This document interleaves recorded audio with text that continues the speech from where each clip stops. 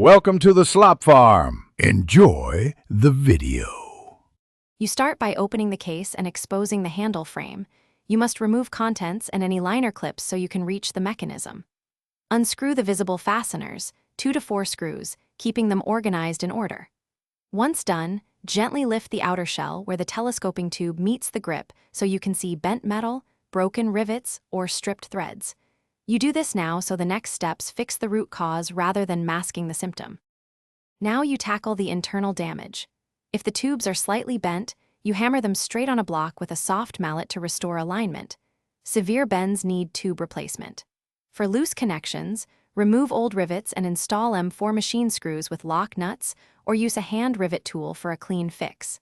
If the grip is cracked, pry it off and fit a universal handle. Make sure moving parts slide smoothly and lock into place before reassembly. Finally, reassemble in reverse.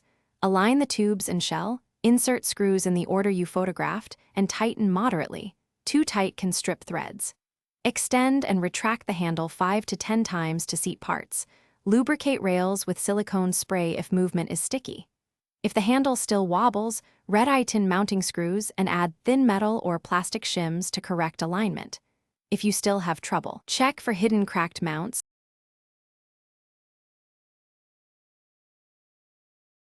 Thanks for watching. Consider subscribing if we helped you today.